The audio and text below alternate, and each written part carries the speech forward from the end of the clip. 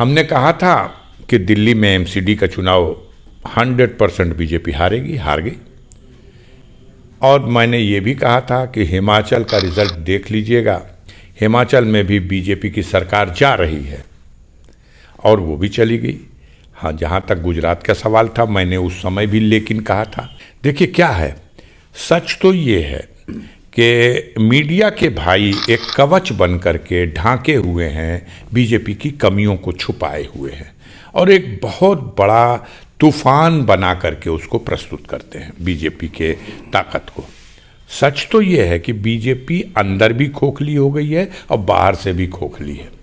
तो सबको पता है, पूरे देश को पता है कि वहाँ लोकतंत्र की मर्यादाओं, मान्यताओं के विपरीत और चुनाव आयोग की आंख बंद कर देने, कान बंद कर देने की नीति का ये परिणाम रहा कि एक तरफ चुनाव आयोग कहता है कि लोगों को मतदान में रुचि लेनी चाहिए और जहां 15%, 12%, 18% और 20% एक दो बूथ पे नहीं, सैकड़ों बूथ पे वोट पड़े हों, तो लगता है कि वहां बाधित था।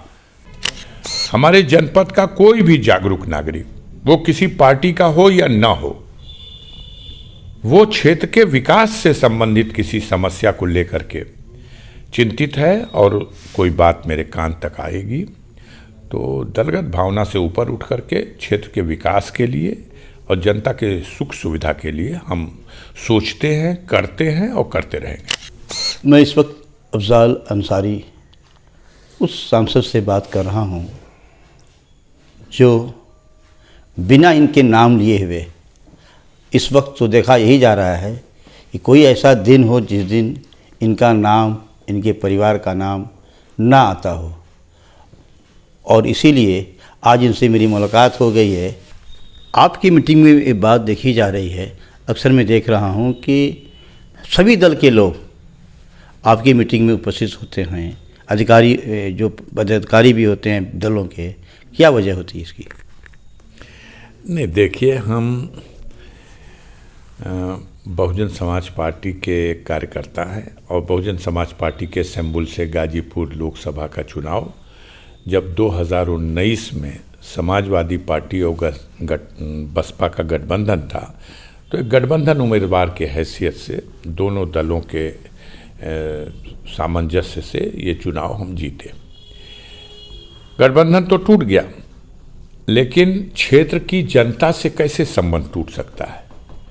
तो क्षेत्र की जो जनता हमें वोट करी है, उसका तो हक बनता है कि वो अपने समस्याओं के लिए मुझसे अपनी बात कहे और उनकी समस्याओं पर अगर हम खरे उतर रहे हैं, तो अगर आ रहे हैं क्षेत्र की जनता के लोग या किसी पार्टी और संगठन के सभी लोग, हम उन सबका सम्मान करते हैं, स्वागत करते हैं, उनसे सुझाव आमंत्रित करते हैं, जिसके माध्यम से हम अपने जनता के हितों में जो कमी रह गई है उसे भी कैसे पूरा करें, उस दिशा में हम काम करेंगे और करते हैं। हम तो वेलकम है, हम किसी भी दल के, हमारे जनपद का कोई भी जागरूक नागरिक, वो किसी पार्टी का हो या ना हो, वो क्षेत्र के विकास से संबंधित किसी समस्या को लेकर के चिंतित है और कोई बात मेरे कान तक आएगी तो दलगत भावना से ऊपर उठ करके क्षेत्र के विकास के लिए और जनता के सुख सुविधा के लिए हम सोचते हैं, करते हैं और करते रहेंगे। अभी आपने जो चुनाव से पहले जो घोषणाएं की थी, जो मीडिया के सामने आपने प्रस्तुत किया था, उत्तर प्रदेश के चुनाव के बारे में, दिल्ली के बारे में, गुजरात के बारे में, उसमें कहाँ तक आपको कामयाबी मिली और आपकी बातों को लोगों ने सही समझा और आपके निशानदेही पे खरा उतरते पाए जा रहे हैं? पिछले दिनों, मुझे लगता है मंडे के दिन हम गाजीपुर में थे, तब एक प्रेस कॉन्फ्रेंस हो गई और प्रेस के लोग आ गए थे तो बातचीत हुई। उस बातचीत में ज़रूर क्वेश्चन इस तरह के हुए कि मैंने जवाब दिए और एक संजोग ऐसा है कि वो जवाब सही साबित हो गए। क्वेश्चन पहला यही था कि उत्तर प्रदेश में 3 सीटों पे चुनाव हो रहा है। हमने कहा हाँ, लोकसभा और विधानसभा, 2 विधानसभा है और 1 लोकसभा है, और अगर लोकतंत्र की व्यवस्था स्थापित रहेगी तो तीनों सीट बीजेपी हारेगी। अब वो बात करीब करीब तो सही होगी, क्योंकि एक जगह अगर जहां बीजेपी जीती है रामपुर सीट, तो सबको पता है, पूरे देश को पता है कि वहां लोकतंत्र की मर्यादाओं, मान्यताओं के विपरीत और चुनाव आयोग की आंख बंद कर देने, कान बंद कर देने की नीति का ये परिणाम रहा कि एक तरफ चुनाव आयोग कहता है कि लोगों को मतदान में रुचि लेनी चाहिए, और जहां 15%, 12%, 18% और 20% 1-2 बूथ पे नहीं, सैकड़ों बूथ पे वोट पड़े हों, तो लगता है कि वहाँ बाधित था लोकतंत्र का जो सिस्टम है। तो वहाँ के रिजल्ट को छोड़ दीजिए, बाकी दोनों जगह, खतौली को देख लीजिए, मैनपुरी को देख लीजिए, दोनों जगह बीजेपी हार गई, अब बुरी तरह से हार गई। हमने कहा था कि दिल्ली में एमसीडी का चुनाव 100% बीजेपी हारेगी, हार गई। और मैंने ये भी कहा था कि हिमाचल का रिजल्ट देख लीजिएगा, हिमाचल में भी बीजेपी की सरकार जा रही है, और वो भी चली गई। हाँ, जहाँ तक गुजरात का सवाल था, मैंने उस समय भी लेकिन कहा था कि केजरीवाल साहब वहाँ चुनाव लड़ने गए, देखना है कि वो वोट किसका काटते हैं। अगर बीजेपी का वोट काटेंगे तो परिणाम चौंकाने वाले आएगा, लेकिन अब जो रिज़ल्ट है उससे तो ऐसा लगता है कि उन्होंने बीजेपी मुखालिफ वोटों को ही बिखराव किया है। तो ऑलमोस्ट 95% जो बातें अनुमान के रूप में कही गई थी वो तो सही साबित हुई हैं। देखिए क्या है, सच तो ये है कि मीडिया के भाई एक कवच बन करके ढांके हुए हैं, बीजेपी की कमियों को छुपाए हुए हैं, और एक बहुत बड़ा तूफान बना करके उसको प्रस्तुत करते हैं, बीजेपी के ताकत को। सच तो ये है कि बीजेपी अंदर भी खोखली हो गई है और बाहर से भी खोखली है। इस देश में जहां 29 प्रांतों में सरकारें हैं, उनमें आप देख लीजिए अपने दम पर बीजेपी की कई सरकार है। आप उस पर विचार करिए, अपने दम पर, बीजेपी के दम पर। आप कह सकते हैं गुजरात में है, आप कह सकते हैं उत्तर प्रदेश में है, आप कह सकते हैं कि भाई मध्य प्रदेश में भी अपने दम पर सरकार है। इसके अलावा आप कह सकते हैं कि उत्तराखंड में है उनकी सरकार। लेकिन आप कहाँ कहोगे अब? इसके बाद आप क्या कह सकोगे? अगर आप कहोगे हरियाणा, तो हरियाणा में भी मिलजुल के सरकार आपने बनाई है चौटाला जी की पार्टी के साथ। आप कहेंगे महाराष्ट्र में सरकार में है, तो वो भी आप दूसरे दल से तोड़ के मिलजुल करके किसी तरह से सरकार बना के चल रहे हैं। आप इसके अलावा बताओ ना, कहाँ? आसाम में, वहाँ भी यही स्थिति है। तो और कौन सी आपकी गिना जाए? बिहार आप सरकार से बाहर हैं, झारखंड आप सरकार से बाहर हैं, बंगाल आप सरकार से बाहर हैं, उड़ीसा आप सरकार से बाहर हैं। किधर से शुरू करें? तमिलनाडु आप सरकार से बाहर हैं, केरला आप सरकार से बाहर हैं, आंध्र प्रदेश आप सरकार से बाहर हैं, तेलंगाना आप सरकार से बाहर हैं, कर्नाटक में भी हैं। तो किस तरह से नाटक है आज की डेट में? अगर चुनाव हो कर्नाटक में तो सफाया निश्चित है। पंजाब में आप सरकार से बाहर हैं। आपको कहाँ घुमाया जाए हिंदुस्तान में?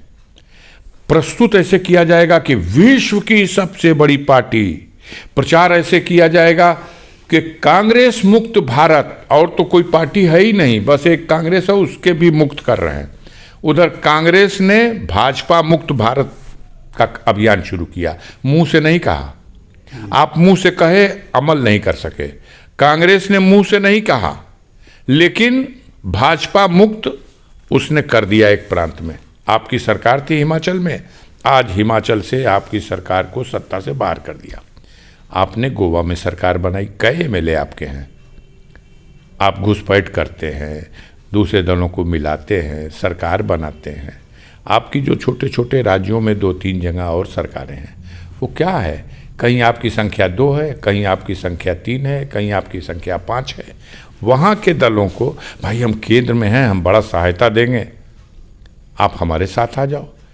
कहीं खरीद फरोख्त के माध्यम से, कहीं केंद्र का जलवा दिखा करके, कहीं खौफ और डर से। ये सब हथकंडा कितने दिन चलने वाला है? अब धीरे धीरे मीडिया भी अपना कवच का जो एक वो बना रखा है, उसको भी अब सोशल मीडिया में ही बहुत से लोग भेद रहे हैं। अब बहुत सी सच्चाइयाँ निकल करके सामने आ रही हैं और हम उम्मीद करते हैं कि 2024 में भारतीय जनता पार्टी का दिल्ली से तो सफाया निश्चित है।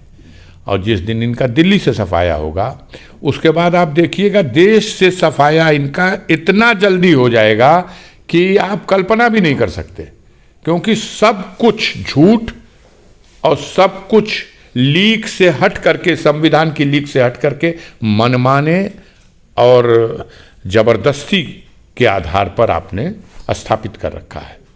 पार्टी में बिखराव है। नितिन गडकरी जैसे बड़े नेता को दरकिनार कर रहे हैं आप, शिवराज पाटिल जैसे नेता को दरकिनार कर रहे हैं आप। कोई सम्मान नहीं रह गया है राजनाथ सिंह जैसे कद्दावर नेता का, जिनकी वजह से आप वजूद में आए, आप कैंडिडेट डिक्लेयर हुए। मुरली मनोहर जोशी, लाल कृष्ण आडवाणी, सारे लोगों को तो आपने जिस तरह से निरादन किया है, आज उसका ये परिणाम देखिए ना। सुब्रमण्यम साहब, स्वामी साहब देखिए क्या कह रहे हैं। धीरे धीरे आप आने दीजिए। अभी तो ये गुजरात एक चुनाव हुआ है, आपका अच्छा परफॉर्मेंस है, गुजरात का परफॉर्मेंस अच्छा है और गुजरात का बाजा बज रहा है। लेकिन सारा देश गुजरात के नाम पे क्या करेगा? वहाँ 26 पार्लियामेंट की सीटें थी, 26 की 26 आपको 19 में भी मिली है। 2019 के चुनाव में जहाँ 26 में 26 मिली हैं, अब उससे ज़्यादा तो नहीं मिल सकती। तो गुजरात का आप बाजा बजाते रहिए। अब हिमाचल का क्या होगा? आपकी 4 में 4 सीटें थी। अब दिल्ली का क्या होगा, जहाँ 7 में 7 सीटें थी? अब उल्टी गिनती शुरू हो गई है। भारतीय जनता पार्टी की उल्टी गिनती शुरू हुई है। जितने दिन तक इसको ढांक करके मीडिया के लोग रखें, ये छुपने वाला अब नहीं है, ये सब कुछ सामने आ जाएगा कुछ दिनों के बाद।